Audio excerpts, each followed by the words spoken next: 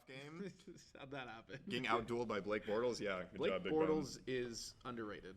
Just kidding. We need to get him signed. Yeah, the fact that he's not starting for the Seattle Seahawks is mind-boggling. I know. The content that he puts out on social media is so much better than Russell's. So, that is true, though. Have you seen the interview? Have you seen the interview? She comes in, she's like, so what's the first thing you usually do in the morning? He's like, usually piss. She's like, what would you be doing right now if you weren't playing football? And he's like, working construction and All right, you guys ready to go? Yeah, we're ready to go. All right. You should have gotten that, man. All right. 5, 4, 3, 2.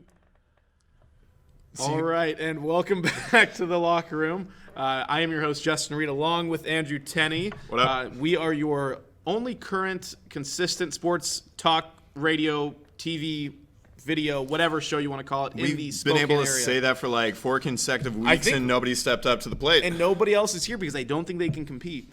No, they can't. I mean, look at this new set that we got. Look at the new set. We have a nice football up front. We do have a nice football. Central focused microphone that's nice and sporty looking. It's a long boy. Nice and slim. We have some nice bobbleheads here. A lot of Mariners players. We do have the pride of the Spokane Shock, Adam Shackelford, there in the center.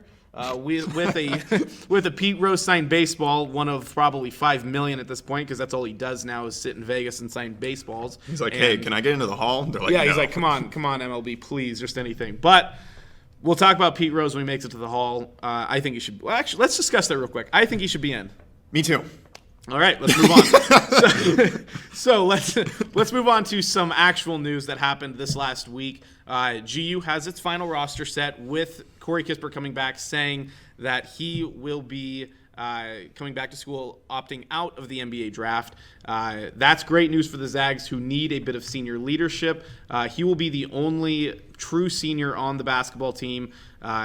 He's been there. He's been a guy who the rest of the Zags have been able to rely on. He's not a star by any means, but he is a starting caliber player for a top team in the country based off of, he shot almost 50% from three last year. I think it was 48.7. He is Mike Hart-esque in terms of he goes for every ball. He goes for every ball. He's a bigger kid, 6'7", 220, which we talked about thinking that that's odd because he doesn't look that way. But this is big for the Zags in terms of both leadership and skill. And I think that it was probably the right decision for Cory. But what do you think? He was saying, take it with a grain of salt, but he was saying that he was getting good feedback from NBA teams, so he thought the prospect of him actually being selected or maybe the chance of signing as an undrafted free agent were pretty good. Yeah. But he just was citing the fact that he loved his time at Gonzaga, and that was kind of a home for him, and that it would not have sat well with him if he forewent the senior season. And so he's back, and yeah, I see it as nothing but a plus. Obviously they lost Petrusev, as we talked about a couple weeks ago. And yeah, they're probably going to be the preseason number one. I think they should be. They got a pretty compelling case going as of right now for them. So yeah, no, I think it's a good day for the Zags. Yeah, Kisper said that with that being said, this was during a statement, the Gonzaga Bulldogs have some unfinished business to attend to, referencing the fact that they missed out on both hosting the NCAA tournament and having a chance to win the NCAA tournament with everything that happened earlier on this season. That's when he announced he's coming back for the 2020-21 season. I think for him, he averaged, like I said, not 50%, almost 45%. He shot 43.8 from three-point range.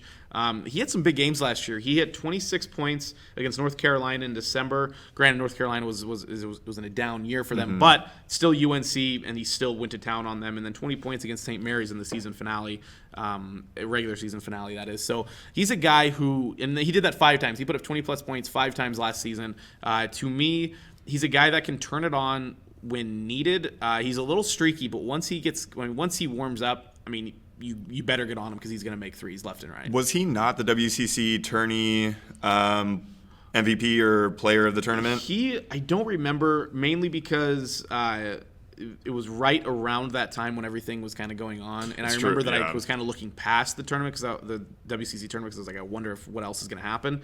But either way, I think it's very important for him to come back. It also allows him, I think, to me, he's a guy who could possibly get on an NBA roster. Is he going to be drafted? No. He doesn't have quite the athletic profile in terms of just pure athleticism. But he is built like an NBA-ready guy. 6'7", 220 is a decent three in the NBA. Mm-hmm. And the fact that he can stretch the floor is also important. But it also does give the Zags a pretty sizable, strong lineup moving on to next year. Looking at their starting lineup at point guard, you have the number 4 recruit Jalen Suggs coming in. At the 2, you have Joel Ayayi, who the week before said he's coming back. At the 3, you have Kisper. At the 4 is Anton Watson, the Spokane kid. And at center, you have Drew Timme. And so this is a tall lineup. You go 6'10", 6'10", 6'7", 6'5", 6'4", and that's not like the Zags. The Zags used to be, they would have a 6'10 guy, maybe another 6'8 guy. Then they'd go 6'4", 6'1", 6. Well, that's why in 2017, like Florida State South Carolina? In 2017. When they went to the championship. They played South Carolina. South Carolina. Well, that's why they were so daunting, was because of the size. Yep. And then I don't know if it was the year after, but they ran into Florida State, which had a very similar team, very long, athletic team with a lot of versatility on defense. But they would definitely match up better against teams like that this year with all the length that they got on their roster. And it better happen because this team is, and it gets said every single year, but this has the potential to be the best Zags team that Mark Few has ever had. And that is saying a lot because over the last 3-4 years, they've had some really awesome teams. But I mean, their bench is incredibly deep, and they have a transfer coming in. They still have Dominic Harris, who's a combo guard who's been sitting in the waiting room essentially, trying to wait his time to play. Because it's been 2.5 years, and he already said he was going to be a Zag, so he's been sitting here for a long time. Wow. Julian Strother, another top recruit, and then you have some of the guys from last year who are still going to get even better. So Zags are going to be exciting to watch as long as it happens. But let's move on to some weird news. Something that was just, I remember getting this notification. I woke up, checked my phone, and it said, "This just in: Mets can't locate Yoenis Cespedes. He's dead. He's just missing. Nobody knows where he's at." And I remember reading that. I'm like, that's crazy. What's not crazy is that it's Cespedes. If this is going to happen to somebody in MLB, the fact that it's Yoenis Cespedes is not surprising in the slightest. Well, it's also not surprising that it's Mets either. Not surprising at all. He attributed it to COVID-related concerns, but there had been tension between he and the Mets for a long time. The Mets have not been relevant, since they went to the World Series, whenever that was, 2015, I believe. And he signed that big contract, and they just haven't been playing meaningful baseball, and so he's just not really been mentally dialed in. He's just been drifting, and he wants to go hang out with his chickens on his ranch and get mauled by hogs or boars or whatever it was. Yeah, that's what I was going to mention, because, he hasn't been in a lineup before the season since July 20th of 2018, mainly because the past 2 years he has dealt with leg problems, getting surgery on both heels, and then a broken ankle, according to ESPN, after a tumble at his Florida ranch from a reported run-in with a wild boar. That's what it was. So I don't know. I don't know what he's doing down there, but he must be wanting to get back to that. But that was really weird. And you're right. He did talk about that. It was COVID-related, but they had a noon game, and the game came around, and everyone's like, wait a second, we're missing a guy here. And then they send out their security team or whatever to go check his hotel room, and it's empty. Everything's cleared out. Bags packed, yeah. And the Mets are sitting there like, is our player dead? Like, did he just get abducted? Mm-hmm. So I don't know why he was doing that. Again, like you said, he did say it was COVID related, but you would think that he would be able to be like, hey guys, yeah, right. I'm gonna opt out. You might find my room empty tomorrow, but I promise I'll be safe. But it's also probably a little freaky for the Mets because Cespedes being from Cuba probably made them freak out a little bit, because he had to defect here. So it was just a really weird situation. I remember the breakdown. There were 3 notifications that I got. The first one was Mets can't locate Cespedes. The second one was this just still can't locate him. Yeah. Room's cleared out. And third is like, he's fine. He just is opting out. It's like, and this all happened within the span of an hour and a half during the Mets game. So that was, the poor Mets. Robinson Cano came on, and he's already batting like 400 this year, but he just went on the DL. He's like, he's like number 2 in batting average in the league right now. Yeah, and then he hurt his groin or hamstring like he does every single year because he's getting old. But I still love Robinson Cano. How old is he? He was on that 2009 Yankees World Series team, and I think he had been there for a few years before. Yeah, he's then. like 30. Is he that old? 37, I want. Maybe not quite that old. Yeah, he's 37. 37. Wow. Yeah, that's Robbie. an old boy. And like you said, he's been in the league for a long, long time, playing very good baseball. I mean, heck, he played great for the Mariners throughout his lower mid 30s, and he's still turning it on. He just needs to stay healthy. But yeah, Cespedes is weird. He always destroyed the Mariners when he played for the A's when he first came up, and I was glad when he left. But he was and the Mariners actually, I think, also rolled the dice, or we're going to roll the dice on him. They were just interested in kicking the ball around, maybe looking at him. Glad that they didn't, because he's a little bit of a headache, a little more man than I want on the Mariners right now. But yeah, that was weird. So let's go on to some more kind of interesting news. The XFL continues to stay relevant. Too. Yeah, I knew that the XFL talked about being bankrupt, and they were like, we want to sell, but I never thought that they'd be able to just pop right back up and become a league again. And that's what they did, led by an investor group that includes Dwayne "The Rock" Johnson, along with his business partners and her investment firms, who is his ex-wife. Yeah, so his main business partner, who also runs, and I kind of ran through a quick list, but for instance, she was very instrumental in getting The Rock his big deal with Under Armour. And it's very interesting because, again, this is his ex-wife, and this was 11 years ago. He's been divorced from her for 11 years. So, I mean, like, peak Dwayne "The Rock" Johnson has been the last 10 years. Mm-hmm. And, like, she has been very instrumental in that, and that's really odd that it's been his ex-wife the entire time. But they did buy – what's also really cool about her, though, is she does become the first woman to be a major part of an ownership group of an American sports franchise. That doesn't include holdovers. I think – is it the Mets – or the Phillies? Somebody has like the Seahawks. That's a better example. The Seahawks, for example, are owned by Paul Allen's sister, but it's not. She didn't buy it. So right. This is the first one who's actually bought it. So that's really cool for her. Her name's Danny Garcia. So that's pretty cool news. But the XFL is back. They are an exciting league, in my opinion. It's hard to compete with the NFL. The NFL has this aura about it that just can't be touched. But the XFL did a decent job, I think, kind of relaunching and rebranding market. itself. Yeah. And they implemented some rules that were pretty fun and that I think the NFL had to take notice of because of the feedback from the fans. Yep. Also, I just think that they got to commit to doing something completely different. I was mentioning to you before the show, is there going to be some sort of WWE-esque rivalry between McMahon, who now is no longer the owner, and The Rock? If they, were able to lean into something like that a little bit to really make it stand out and give it a little bit more character and just, I don't know, more of a reality television type feel. And that was one thing I thought that they did a really cool job with, was they were doing sideline interviews with players in game and like consistent, not just like a backup. I know tackle. The quarterback comes off his third straight drive of throwing a pick, and they're like, "Hey, how you doing?" He's like, "I'm pissed." Goes into halftime, gets benched. It's like, "Hey, how's it going?" Benched. Still pissed. Still not happy about this whole thing. No, I love that aspect. I mean, because the NFL wouldn't dare do something like that because, if you did that to, and Russell Wilson would probably take it better. Let's do Tom Brady, for instance. If Tom Brady got interviewed after throwing 3 picks, I mean, he wouldn't even agree to it, first off. But if it happened, Tom Brady, his representatives, the team, I mean, everybody would be like, are you talking to our star quarterback? That's not happening. It just doesn't happen. The NFL would never do that. You see it a little bit in preseason. You see some of the guys come off the field because, again, it doesn't really matter.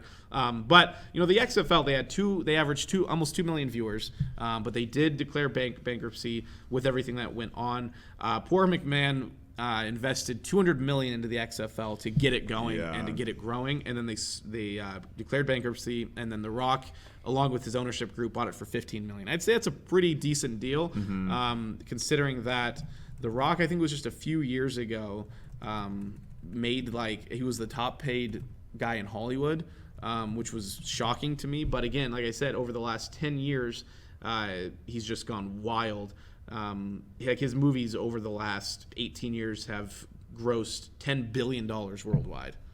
$10 billion. That's insane. For a guy he's not a great actor by any means, but he's fun to watch. He's a fun actor, and I think he's a perfect face of the XFL. And they're going to play this off because, like you said, he's not the head of this ownership group, but he's the most famous, and he's the guy. He's the headliner. Yeah. Exactly, and that's what and they knew what they're doing. The guy, I mean, there's a guy last name Cardendale who's the managing partner and CEO of the company finance company that his ex-wife works for, no one cares about him. He's a nobody, even though he probably put up most of the money. Exactly. But nobody, and he doesn't even care. He's like, I don't want to be the face of this. I want The Rock to be the face of this because I want this league to grow, and I want him to be the vocal point of it because he's a guy that, it doesn't matter your political beliefs. It doesn't matter any sort of beliefs that you have in terms of, what sports franchise you like more, what movie franchises you like.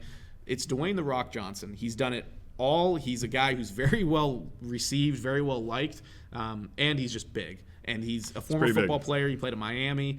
I think he's a perfect fit for the XFL. It's just a matter of, like you said, I think fine-tuning some of these details, getting some of the more reality-type TV probably into it, even though, some diehard sports fans might not love that. But I think if they do it in a way that gives people better access to the teams rather than making it more of a show, I think would really roll over well with sports consumers. Yeah, I think they should definitely hit the gas pedal in terms of pumping in new creative ideas, but it'll be interesting to see if they're able to ramp up by the start of the season, which would be spring 2021, considering the XFL, when they filed for bankruptcy, had to lay off its entire working force. Yep. So it might be a little ambitious for them to try to get back on the field in the spring of this next year, but we'll see what ends up happening. I hope so, because it was fun, and it was a very good way for players who didn't make the NFL, who are done with their college careers, to continue their football. Because once it's not like the NBA or the MLB, where if you don't make it in the big leagues for baseball, you go play at a minor league team, you go play at a semi-pro team, and still make fine, not good money, but fine money. You're never heard of again. Exactly. That is true. Is this a perfect spot for our friend that we were just talking about, Blake Bortles, to sit on the bench and rip cigs? And see, like things like that would make it a league that's like, exactly, because it's like the longest yard, which also kind of references back to The Rock. You have a bunch of kind of random athletes who make this team unique and special. And yeah, I think that would be an awesome place. And they need to mic players up on the sideline and just go wild with it. I mean, there's a lot more room for creativity and fun that the NFL can. And that's why they get, their nickname is the No Fun League, and part of that is because they're very by the book, very much like baseball. Baseball wants to stick to its specific traditions. That the NFL is also kind of there, but I think there'll be a lot of fun, and I think it's a very good start for a league that this is now their third try at starting. Let the expletives fly. That's the last thing that I will say. Yes, that's the key, I think. So we'll move on here to a kind of an interesting topic happening in our neck of the woods on the West Coast. First time this has ever happened. Very unique situation, stemming from both the coronavirus, both the social climate that is happening in this country right now, but the Pac-12 almost created a players coalition, a players association, a union almost, in terms of the fact that they're organized and they're all standing for some very certain specifications on how they want this next season to happen and what they want their conference to do. And they have considered themselves the We Are United movement. It's very interesting. So essentially what happened, this all came about just kind of randomly too. All of a sudden the Pac-12 players, I think it was a couple hundred even, were all together, and The Athletic reported that there's this movement happening called the We Are United movement, and it's athletes from all Pac-12 schools in some regard standing up and wanting to have changes happen in their conference. And we'll kind of talk about some of the things that they're requesting. There's a couple very unique things that are coming about. So the COVID protections, that's pretty standard. They just want to be safe and healthy. That's fine. I think that's a decent thing to request. The next thing is protect all sports. And this is where it gets a little interesting. They say that Larry Scott, who's the commissioner of the Pac-12, along with other administrators inside of the Pac-12 and coaches, should voluntarily reduce their excessive pay. This has been a request, I think, nationwide for not just sports, but in general. And they're kind of going off that vein that they want the the heads of their athletic departments, the heads of their coaches, the heads of the Pac-12 to take pay cuts. That will in turn give more money. And then they also want to end the academic performance bonuses and then end lavish facility spending from endowment funds. And they want to take that money and they want to put it back into the sports programs because, for instance, Stanford cut, half of their athletic department? Pretty much. And that's kind of what they want to do. They want more money in programs. They want the ability to have more money pumped into the players, not into the facilities, not into the pocketbooks of the administrators. So that one's interesting. What are your thoughts on that in terms of all three of those, both the administrators getting less money, ending the performance bonuses, and then ending the spending on facilities?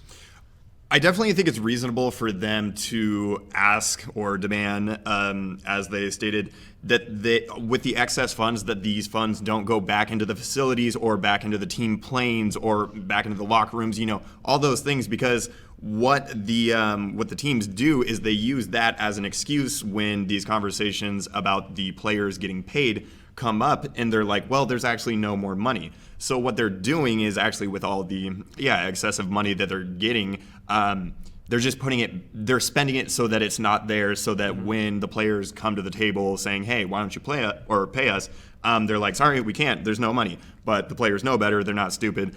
So I think that's a reasonable request, and I think there's merit behind that. One of the interesting things, and we'll tie this back into GU because that's what I'm most familiar with. So over the last few years, GU has had an explosion in growth, specifically in their athletic department, because of the fact that their basketball team is so successful. Back in 2004, obviously, they got the kennel built. McCarthy Athletic Center was primarily funded by the McCarthy brothers. That's why their name's on the building. That makes sense. They now have the Volcar Center, which was primarily funded by a guy with the last name Volcar. That's how that works. And they actually, over the last, I'm going to make up a number, but over the last 10-ish years, all of their new facilities that have been built for the athletic department have all been privately funded. They haven't had to dip a toe into their other budgets, which I think is really cool. And I think that is where it's really tough because I don't know the backgrounds on these Pac-12 schools and what facilities are being upgraded. WSU a little bit, I know they grew that program to new heights, and they built new locker rooms. They built not a new field per se, but they upgraded the heck out of it. Yeah. They added practice fields. They did all sorts of upgrades. And to me, I don't understand that one as much, mainly because if you want the best players, you need the best facilities. And granted, if their facilities is if their locker room is 5 years old, should that get replaced? No. I would assume it's still in pretty good shape. But I think for the Zags, they have a new locker room. They have a new entryway toward their locker rooms. They have the new Volcar Center, like I said. They put lights on their soccer field. Their baseball stadium is one of the nicest in the WCC. So I think if we're looking, kind of comparing the two, as long as the money is being spent in a way that enhances both the facilities and the experiences of their athletes, I think that's where it kind of comes down to specifically this. This is a WSU football player who we're going to get to that specifically said that. It's like, your facility specifically, the only reason why it's as nice as it is, and probably part of the reason why you came to WSU is because of their facilities. That's what I was going to add, Yeah. is that it does help with recruitment, Yep. which the Pac-12 has absolutely been struggling with. Yeah. Not to mention that Larry Scott is kind of He sucks. largely liable for the lack of relevance and just the falling off of the Pac-12 that has taken place over the last, whatever you call it, 5 to 6 years.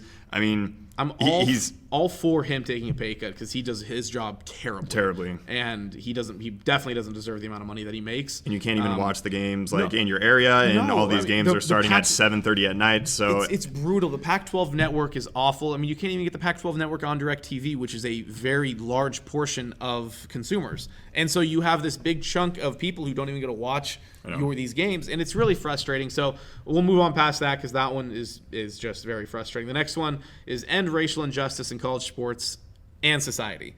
Now, I understand their goal in terms of college sports. Now, again, the only power that the Pac-12 has over the athletics world is in the Pac-12. So, I mean, really what they should have been fighting for is ending racial injustice, specifically in the Pac-12.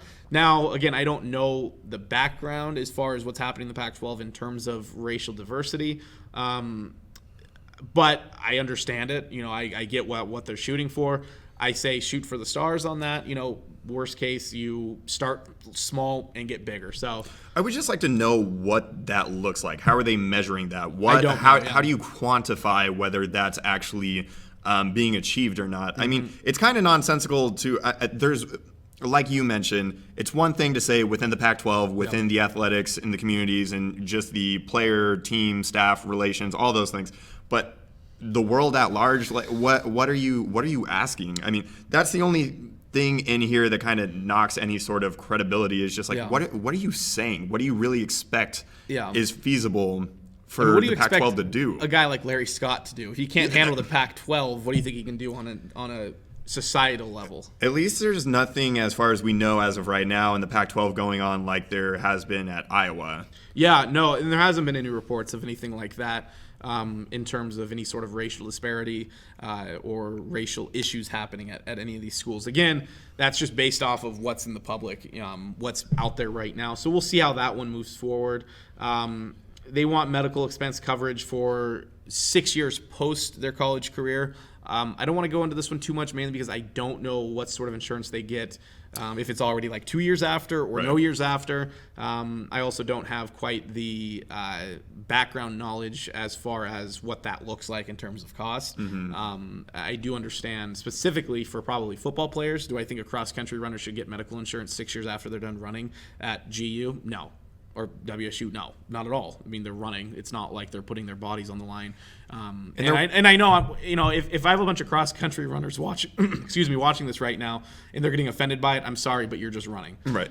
So it's very different than football. Not taking away your athletic ability, but it's very different. But that one's interesting too, though. Yeah, the last thing that I want to touch on is that they're asking that their grad program, should they choose to enroll, also be paid for. And what they're basically saying by asking for that is that the 4-year bachelor degree scholarship is not enough and not worth it, which is kind of ridiculous because that's really on the individual. That's on the player. It's about how much you make of that experience while you're at school and what you choose to put in to getting your degree and what that might mean for you post-college. So I think that's a little ridiculous to ask for as well, devaluing essentially what they're doing, the scholarship of a 4-year degree. Which that's we don't on need you. any more of. Yeah, no, for sure. I'm right there with you because they're getting, and we're gonna get into this a little bit. We're getting to this point where college athletes, they want more than just a scholarship, and again, they want a 6-year scholarship now. And it's like, you guys understand, again, I'm going to compare it back to GU because I know essentially sort of what it costs to go there. But it's $50,000 a year ish, and these basketball players are getting $200,000 just on that alone. And again, I know they're like, well, that's not money in our pocket. It's like, well, you also have to understand it's very different. So the last thing I want to touch on real quick, because I think it's absolutely bonkers that they're requesting this. They want 50% of each sport's total conference revenue evenly distributed among the athletes. And it's like, you're thinking, and I don't want to just make up a number, but let's just say it's $1 billion that the football team brings in. You want $500 million being distributed between. And I know football teams are big, but it's like, you understand that most football teams operate in the red anyway. They're not even in the black. They don't make money, and yet they're requesting that they get paid to make money. So that one was insane. But let's tie this back into specifically WSU as to what's happening with that. So wide receiver Cassidy Woods, who's a redshirt sophomore out of Texas, the state of Texas, has opted out of the 2020 season due to concerns about COVID-19. That part's fair. That part makes sense. But he was given the opportunity to leave. His scholarship's still being covered over 2020, but he was asked to clear out his locker. He was asked not to come to team activities. He was asked to not be around other teammates. And for some reason, that's a big deal. If you are opting, if I'm in his shoes and I'm opting out because I am nervous about my health, my family's health for COVID-19, and I'm told that I can't be around the players who I was worried about being around, I should not cause a fit. And now I know that's not what they're saying is the biggest deal. Right now, they're saying that he and head coach Nick Rolovich, who is last coach at the University of Hawaii, who's, from what I can tell, a really good guy. People are excited about him. Yeah, he bought 20-plus cases of Girl Scout cookies to help the local Inland Northwest Council, the Girl Scouts of the Inland Northwest, Northern Idaho. And if that doesn't make you a good person, exactly, I don't know what does. So you're 100% right. I mean, in terms of, and then, so they had this phone call, essentially, this phone call that was recorded, illegally. Let's not forget that. And this is, I think, one thing that isn't being mentioned. As far as I understand, this was that he never let his head coach know that he was being recorded. In the state of Washington, it's a two-party consent. You have to let the other person know that you're recording their phone call. That never happened. That's not being discussed. And that's a big deal, at least for me as a journalist. You not doing that is a big deal. And so that's not being discussed. But he essentially was telling his player that, yes, your involvement with this We Are United movement can cause you problems down the road. And that's essentially all that he said. He was definitely a little hesitant about it. He wasn't super supportive of it. But as a head coach, as someone who is probably looking out for his best interest in the long term, he's probably right. In this day and age, with everything that's going on, he's probably just stating facts. Is it the facts that the country and the fans and people want to hear? Probably not. They probably want to see their head coach standing up for their player and supporting him in everything that he does. But at the same time, he's also protecting his interests, in my opinion.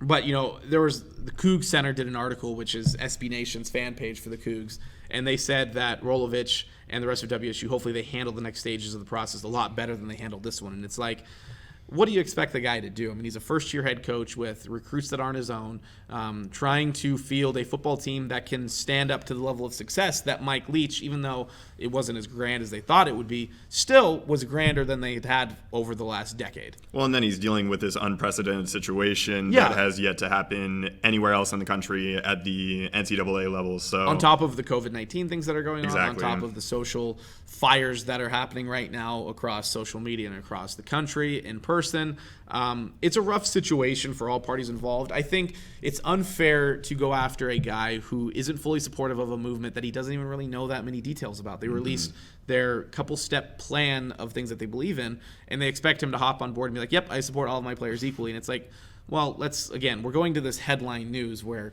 all of a sudden it's Nick Rolovich, head coach, Washington State University, hates the We Are United movement. It's like, that's not quite what's going on. But it's just a very frustrating time for probably him and the rest of the university. But we'll have to keep an eye on this movement because it's going to be very fascinating to watch how this unfolds and how this progress or lack of progress happens. Yeah, it could end up biting Pac-12 in the butt even more than they're already biting themselves in the butt at the hands of Larry Scott. Yeah, so what's so next? should we actually talk about real sports that are actually being played now that we're like 30 minutes in? Yeah, no, I think so. Okay, so let's skip through the least relevant, which is the MLB. I was thinking about this the other day. I think that you feel about the NBA how I feel about the MLB, where Probably. I could not care less about the regular season in the MLB. I think the MLB playoffs, however, is lightning in a bottle. And I think you were kind of mentioning a similar sentiment as you felt about the NBA. But just a little recap. And I mean, obviously, Kyle Lewis for Rookie of the Year, right? But give me a little recap about what's going on in the MLB right now. I see that the Yankees are at the top of the AL East. The Chicago Cubs are at the top of the NL Central. That would be a pretty cool World Series. Obviously, we're still very early on in the season, but that would be pretty cool. Yeah, the Mariners, for instance, are having a season everyone thought that they would, but they are. Kyle Lewis is a Rookie of the Year contender. He's had 4 home runs up to this point. He's robbed a home run. He was leading the MLB in hits for the first couple weeks of the season. And he's fun to watch. He is fun to watch, but the Mariners aren't very fun to watch because their relievers give up home runs every single time they come in. But yeah, overall, we're looking at the standings. The one big surprise is the Blue Jays right now being 4-5. They were considered probably a top 5 team coming into the year. Well, the Brewers too, I think, are sitting at 4-5 in the NL Central, and that's a little bit surprising.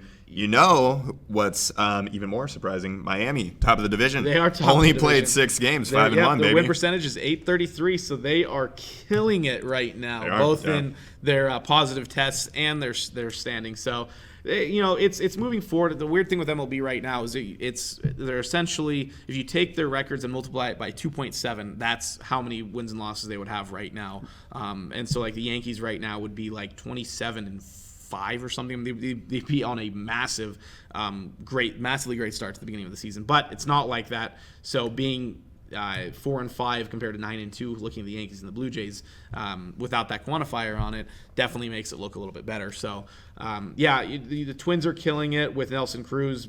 He's already at 15 RBIs. He's averaging more than an RBI a game already. Poor Royals are sitting at the bottom of the AL Central right now. The Mariners are third in the AL West, sitting at 5-8, so that's fun. Doesn't everybody have a losing record except for the A's in the AL West, though? Yeah.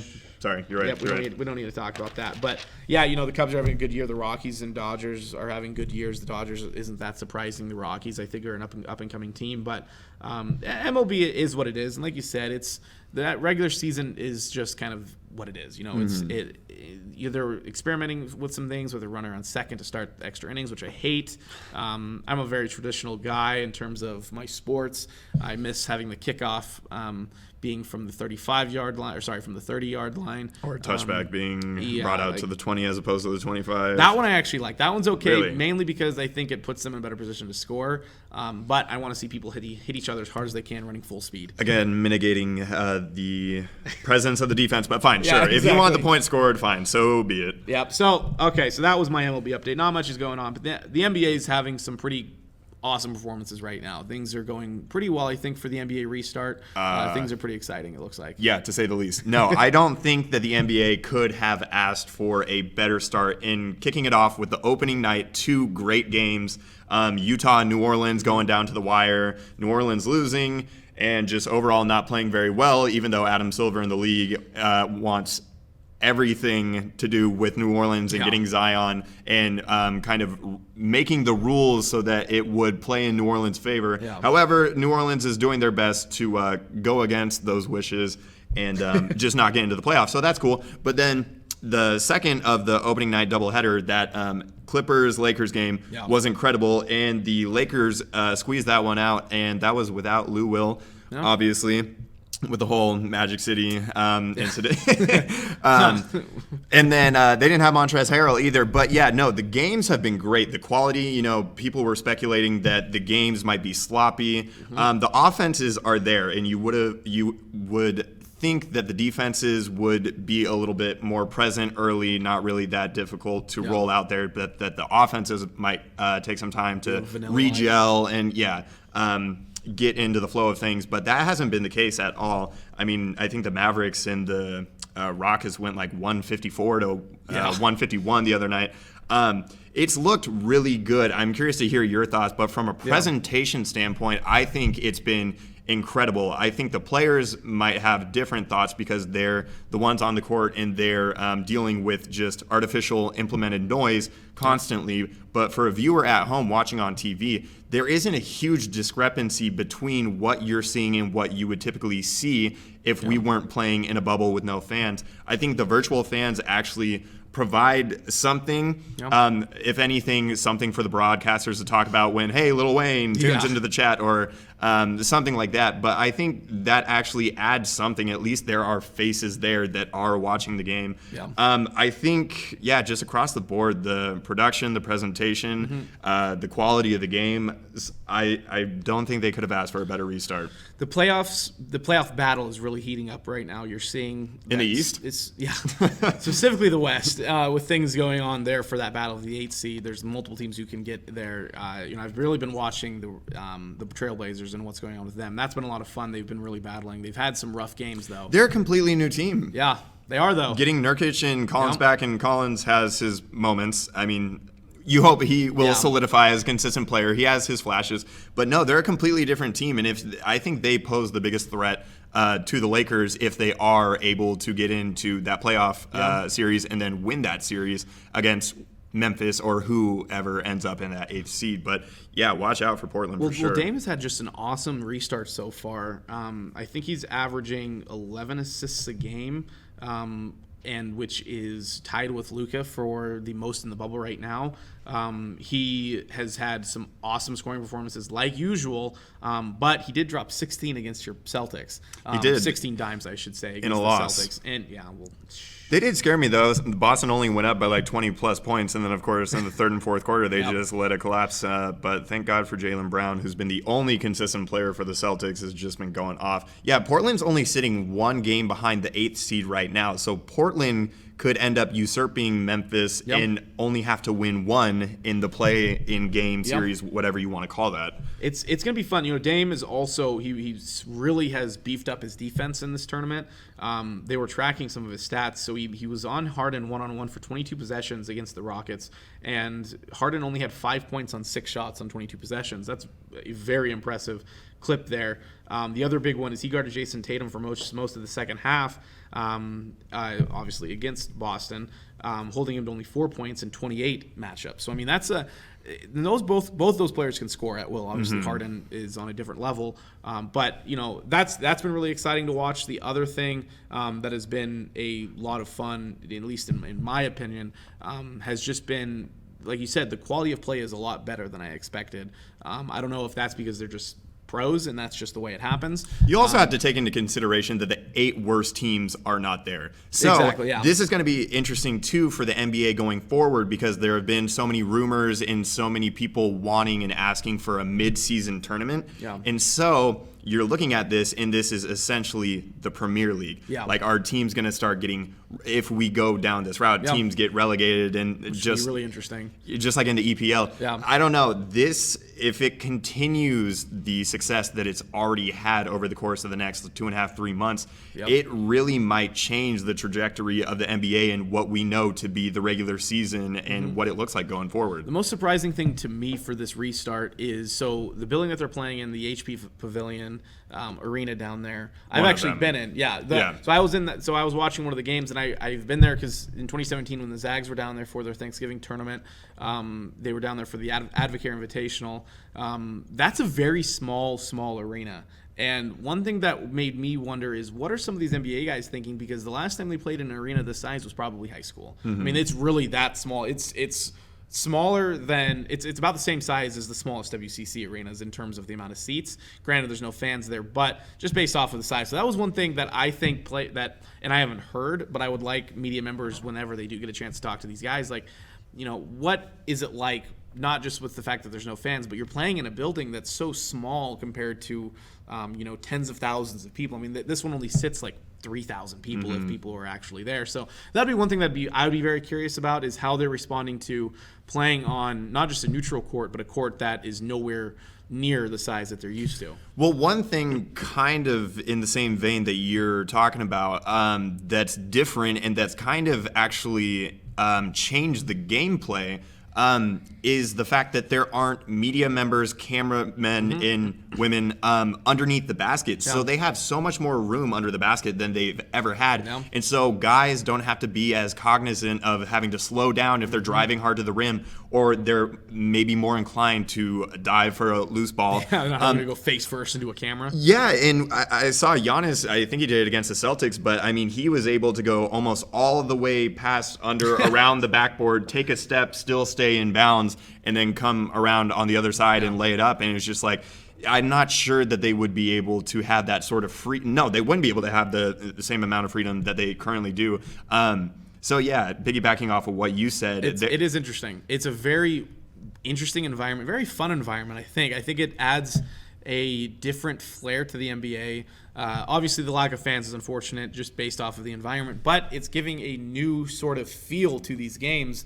It looks like 2K. It does, and I saw that the first game. I saw people tweet that in a good way, in a positive way. It is very much like a video game, and I think the NBA is in a better position than all three of the major sports. We're looking at baseball, basketball, 100%. and football to have no fans, because of the fact that just based off of their camera view anyway, you don't really see too many fans. Baseball, you see. It's bad when guys hit homers and they're, trekking around the bases and everything. It's like, ooh. It's not the same. And football will also be really tough because specifically like a team like Seattle, who really feeds off of that energy.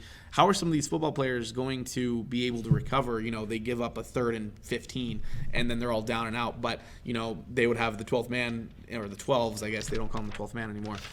stepping them up and trying to pull them up from after giving up a big play. So that one's going to be really weird. The other really thing I just want to touch on was T.J. Warren for the Pacers. Came out of nowhere, a guy who's been a decent NBA player, but he's averaging almost 40 points a game for the Pacers right now, and the Pacers brought him in for pennies. Didn't they get him this 32nd overall pick for cash? Did they just give up cash? Now again, it's a small sample size, but he looks like a guy who, if he can keep his 3-point shooting up, I mean, he shot at over a 40% clip last year. He didn't shoot very many of them, but he has made 65% of his shots so far here in the bubble. He's an exciting player to watch because it's a guy who nobody really hears about. You never really heard about, and then all of a sudden he puts up 40+ points a game, and you're like, oh, he's kind of fun. So there have been a couple of guys like him in the bubble, Michael Porter Jr. for the Nuggets being the other one, that have absolutely exploded and come onto the scene and played really well consistently throughout the games that their teams have already played. I think part of that, you have to look at the roster and the fact that there are some injuries or there are some players not there. So they're getting minutes and they're getting playing time that they otherwise might not get.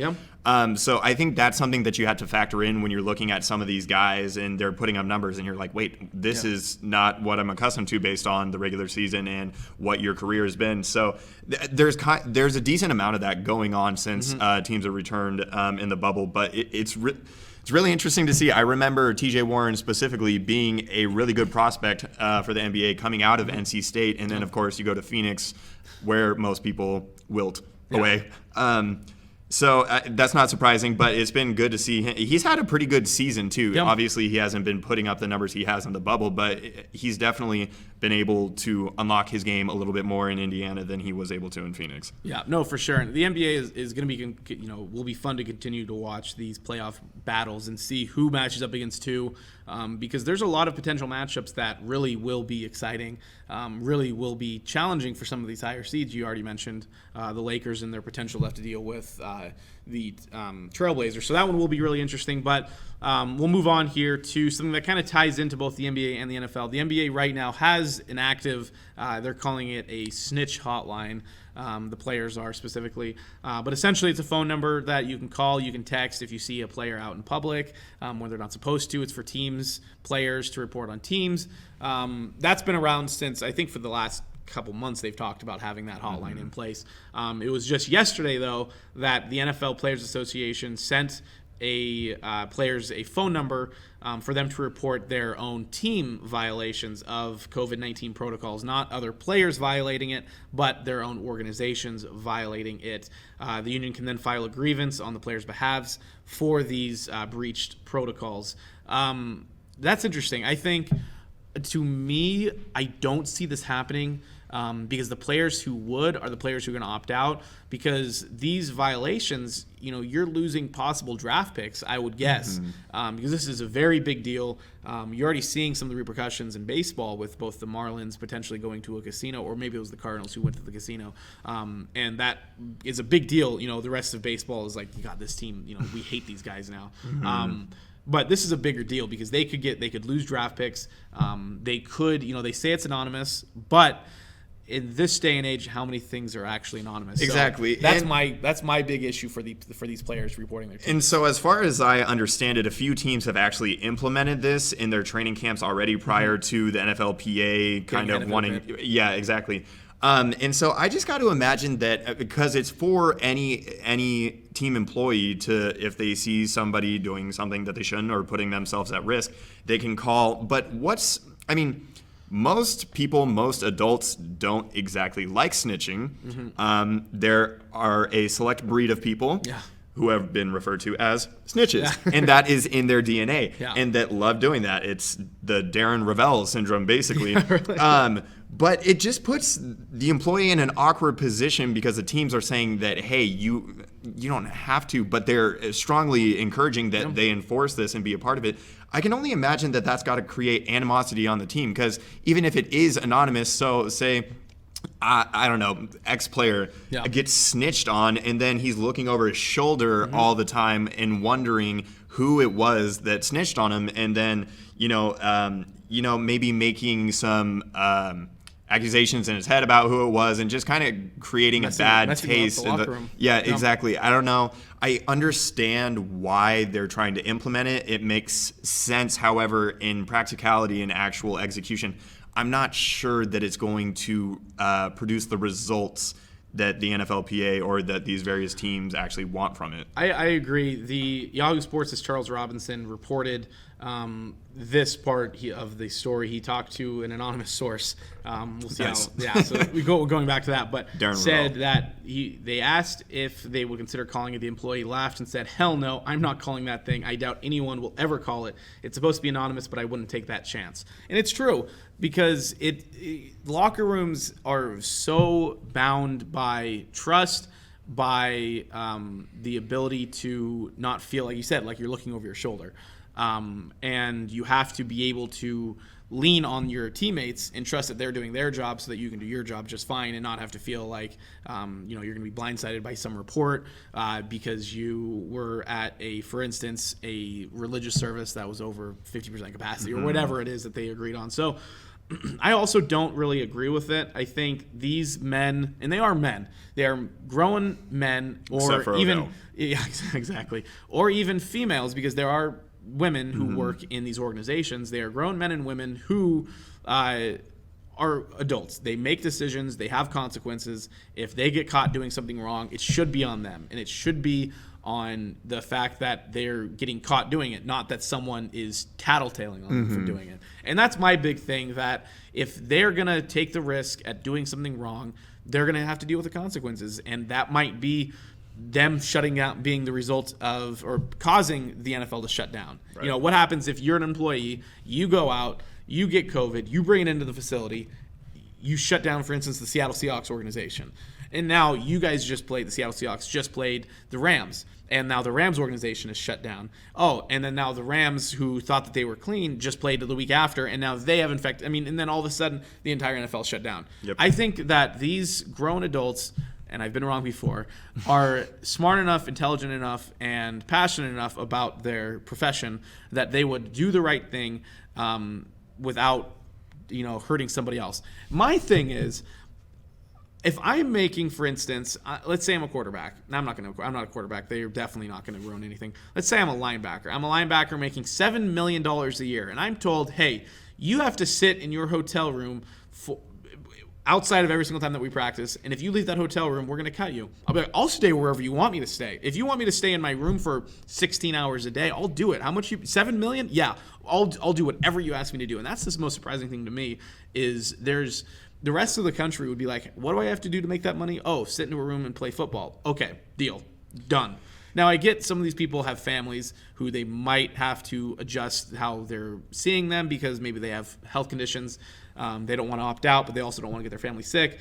I can see that. I can see why that would be a struggle. But for me in my current situation, if I'm making $7 million a year as a 24, almost 25-year-old, I'll do whatever you want me to do. Yeah, I think that on the flip side of that, though, a lot of the players are still young guys, rookies, guys on their rookie deals, and for the first time in their life, they have an abundant amount of cash. And then you go to Vegas, you're going to play the Raiders that week. Kids are going to be, like you say, that they're grown men and women, and most of them are. However, they're still young, and they have money, and they have freedom, even though they're, kind of being restricted or confined based on their profession. However, people still are human. People will still, you're getting hit up on Insta like, oh, just come out to the club, like, oh, just come out for a drink. Like, what 22, 23-year-old guy that's good looking, Someone jacked, slides into your and has, DM. exactly. Like, why are you going to say no to that? It is so tough. there is that's at work too. So I don't think you can completely lose sight of the fact that there are players out there that, obviously it's hard for us to relate. I was gonna say, I was like, I don't know what you're talking about, but I do understand. You hear about what these you're mythical talking events, about. these mythical happenings. Of a lot of money and being good looking and having the ability to have that happen to you. So, Maybe one day, Justin. Maybe one day. Yeah, I'll hit it big at some point. I think I'll be the next Dwayne the Rock Johnson or something. So shall we close this time? Yeah, I think we should definitely close up our time here. It's getting toward the end, so I think it's time for that closing time. Closing time. Yeah, I There we don't go. like We'll it. see. That's a no go from now on. All right. We already confirmed. All right, as usual, you're up first. Okay. So I think we should close this guy's time. I feel similarly about this guy as I do Max Kellerman. But Dan Le Batard on his show the other morning this week put up a Twitter poll along with Stu Gatz. Jonathan Isaac, who a player for the Orlando Magic, a really talented young guy who's been battling injuries and was injured most of the season, finally was back in the bubble and playing well and showing promise again for the Magic. And he tore his ACL. But he also was they say he's the first player. I know he's not the only player because I know Myers Leonard on the Heat as well stood as opposed to knelt during the national anthem. Yep. And so the Twitter poll, and of course Jonathan Isaac caught a ton of flack. And I understand, like, his explanation for why he chose to stand was not great. It wasn't the most coherent thought, so I understand sort of the pushback from the public in that sense. But at the same time, he mentioned that, Black Lives Matter is something he supports and obviously lives out every day as a black man. And it's not like he's going against that, but he just didn't think that the kneeling was going to provide any furthering of the conversation. Whatever. But so this Twitter poll that Dan and Stugatz put out was, is it funny that the first player who did not knee ended up tearing his ACL? God, they put that out? They put that out, and of course they ended up retracting it and deleting it and everything. No. And I don't know. Dan is just so cynical, and he's just so upset all the time. That's and he's brutal. just never having... Yeah, I don't know. Wow. Trying to tie the politics into it, and just this kid who is a good kid by all accounts, really well liked on his team. The coaching staff raves about him. And I don't know, just kind of throwing him to the wolves like that. I don't know. Obviously it was not in good taste, and they've come out and apologized since. And I don't know. It's not like I'm in the canceling culture, or not that that's in my wheelhouse to cancel people, but it's just like I haven't liked Dan for years, and he's kind of been on his way out for a long time at ESPN. And I'm not sure why he's still there, and it's just like, dude, move on. So that is my closing time, because I would like to close Dan's time and get off the airwaves. But yeah, no, I felt bad for Isaac, and yeah, I just thought that was in very poor taste. So yeah, I have two thoughts on that. The first one is, first off, let's flip the script a bit. Let's say Jonathan Isaac was the only player to kneel during the national anthem. Now, visualize those headlines. Then it would be the complete opposite. Like, wow, he's the only one taking a stand, or taking a knee for what he believes in. And now, when he is first off a black man who has, like you said, supports the movement, has probably he has his own background of what that movement means to him personally, and if he believes that kneeling for the national anthem doesn't advance his personal message, why is this a big deal? Why is it a big deal that he doesn't, I think the big thing is the whole solidarity thing of not showing the solidarity with the rest of the league who are kneeling. Well, okay, but then players like Kawhi, Anthony Davis, LeBron James also aren't putting these slogans that the NBA has put forward on the back of their jersey, and they're not getting called out for being in solidarity too. So I don't know. I mean, it's really frustrating to me, because you can make a statement by not making a statement. And, for me, in terms of this specific situation, I think players should be able to do whatever they want as long as they are supporting the movement that the rest of the league is. Then why is this a news story at all? Exactly. And now to go on to the poll, that's horrific. I saw people on social media, just in the comment section on Facebook, when the story came out that he tore his ACL, was done for the year, and there were people saying, good riddance, like, karma gotcha. And I expected that. That happens all the time. But the fact that there is a journalist out there, and he's a journalist. Dan Le Batard is a journalist at his core. That's what his job is. Now, he's a commentator, but he still has ethics. He's supposed to have ethics, at least. Supposed to. And there's definitely a gray area for commentators, but in the realm of sports commentating, that gray area is very much smaller than it is as like a political commentator. So for him to go out there and specifically say, is it funny that this happened? Like, that's just brutal, because this is a poor kid who, he may never come back from this. Now, I get it, ACLs aren't nearly as big of an issue as they used to be. Right. But there's a chance he never comes back and he's never the same player again. I mean, you are literally laughing at the possibility of a guy's career being done. Mm-hmm. And again, I know that's going a little past an ACL injury, but still, it's still a very important thing to bring up, that he's laughing at poor Jonathan Isaac. He's what? How old Jonathan Isaac? He's I'm not even sure, like 20, 21. He's not that old. 22. I mean, he's a kid. He's still a kid. Right. And yeah, so that's pretty bad. Thanks for ruining my day. Yeah, you betcha. But no, time. it's also good because I need to Le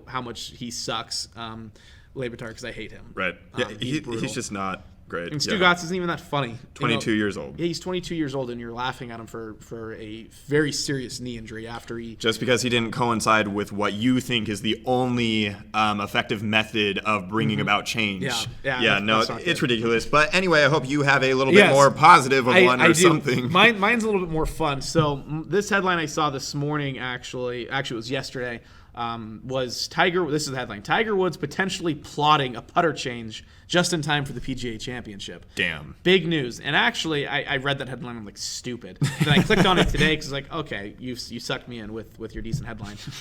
So he is actually going to be switching his putters for the PGA Championship today. He's not just plotting it, he's actually going to be doing it. Whoa. He was practicing with his putting expert that he's used throughout his entire career. He has been working with Steve Stricker, who has been giving him advice on how to putt better, on things to use. So since Tiger Woods began golfing, he has used a Scotty Cameron Newport 2 putter. Don't know what brand that is. I've never even heard of it. Sounds but dope. You're Tiger Woods, and yeah, that sounds really, really cool. He has used that his entire career, except for in 2010, he used Nike for a little bit. And then when he came back in 2018 after his 4 back surgeries, he used a TaylorMade putter before switching back to a Scotty Cameron. The most interesting part about this story is that his Scotty Cameron Newport 2 putter that he currently uses is the exact same one that he has used his entire career. Not just the same brand, but the exact putter. So it's all dinged up and there's nicks all over it. To me, that's crazy because that's been 30 years. Yeah. He's been using the same putter, not quite 30 years, I guess, but since, 1999? I think he's he's almost in his 60s, 21 years. Yeah. That's absolutely insane to me. And now the craziest part is that putter has helped him win almost $94 million. A putter, and it's literally that one because his drivers have changed, his irons have changed, but that putter has been directly responsible for almost $100 million worth of career winnings. That doesn't include all of his sponsorships and his all of his mistresses, but that putter I don't think helped him get those. Nice. But I thought that was really interesting. It allows him to adjust the length, adjust the weight of the putter, but he wants a longer putter because his back hurts, I guess, essentially is why he's wanting to switch, because his back hurts. Granted, he's had 4 back surgeries, so that's probably a big thing. But to me, Tiger Woods is golf. The sport is more exciting and more interesting with him in it, even if he's not playing all that well. The sport actually right now is in a very good place, and of course he is in the mix, so you can't really have one without the other as of right now. But there are guys that have been around forever that are still relevant. There are up-and-coming guys, and there are the Spieths and the Brooks and the John Rahms and everything that have had the stage for a while and had a lot of success. Golf's in a pretty good place. Am I going to watch it? Probably not, but I know that it's in a good place. Well, it's on right now, and we're not watching it, so I think that kind of tells you a little bit. Yeah, to me, golf is in that transition phase where Tiger needs to carry them, I think, just a bit further to get some of these young, up-and-coming guys. They also need more personality. That's the important part. Tiger has been able to build his brand, and no one else has been able to get anywhere close to that. Speaking of personality, what's been awesome is the feud and the bickering between Bryson DeChambeau, who everybody universally hates because he's just such a douchebag. Yeah, he does. And Brooks Koepka. Yeah. And just some of the petty things that have gone on in Brooks, like mocking him with some of the... not going to get into it, but anyway, just some of the things that I've heard that have gone on, and just some of the petty comments that DeChambeau has made to like cameramen, and why are you shooting right now? Oh, it's my job. Yeah, but that's going to make me look really bad. And it's like, hey, maybe don't be a jackass. Like, and then you're not going to have to worry about that. But no, I think there's actually some really good stuff going on in golf right now, especially for those younger audiences or for those audiences that are like, it's golf. Well, the new PGA golf game actually comes out here this fall, and I might get it mainly Thank because I'm God. trying to get myself more acclimated with golf. I'm going to do the same thing with the NHL when the new NHL game comes out because they'll have the Seattle Kraken on there because they play next year, and I'm really pumped about that. So that's that was my closing time. It's a little. I mainly just wanted to point out that Tiger Woods is the GOAT of golf. I still think, based off of not just his pure success, because if you look at his stats, he's not. Tom Brady in his profession is because he has the most Super Bowls, but Right. Tiger doesn't have the most majors. But based off of his sponsorship deals, his persona, his impact on the sport, nobody can touch. And so I'm a big Tiger guy. I think you should make golf fun again. I think it's still a little tied up. And I said I'm a traditionalist, but I think golf could use a little bit of spicing up. I agree. Now, I have no idea what that means because I know you can't yell and scream while they're on their backswing, but they need to do something. I'm not sure what it is, but think on it, please. I think they're in a better position than baseball is, but that's really not saying much. Yeah, I think that might be fair. So I don't know what the running total time-wise is right now, but I know this has been our longest show by Probably. far, and that is no coincidence because sports are actually back. Yeah. So there's been a lot to talk about. So within the next week or two, I think we're looking at moving to 2 days a week, so look out for that. Possibly live. Possibly live. Get ready, Earth. We'll do it live. Yeah. Yeah. And we'll hopefully be taking some phone calls, doing some maybe interactions on social media. I know we'll probably have a few people calling in. We'll try and just get it moving by recruiting some people. But we can recruit anybody. If you want to be on the show in any regard, definitely let us know. We're more than happy to discuss any sort of topics across all sports, across every sort of breaking news or any sort of societal impact story in terms of sports. Keep it sports related, but we will discuss it with you no matter how passionate you may be, because that will make it more fun anyway. If then we can tell you you're wrong. If our set is any indication, the show is finally going in a direction that we wanted it to go months ago, but there was a little thing called COVID that kind of got in the way of that, but we're really ramping up and here. We're definitely 6 feet apart from each other right now, so it doesn't matter that we're not wearing masks. It doesn't matter at all. But we do have this awesome set that we are creating. We will be shuffling through. If there are any sort of memorabilia, I wouldn't ever do this, but if there's any sort of memorabilia that you want us to show off of yours, let us know. I know we will be looking forward to getting some other local sports teams stuff up here, including the Chiefs and the Shock, which we already do have an awesome bobblehead of our current head coach. But that's his old look. I don't know if he looks any different, but that is from when the Spokane Shock were the Shock before they were the Empire, before they were the Shock.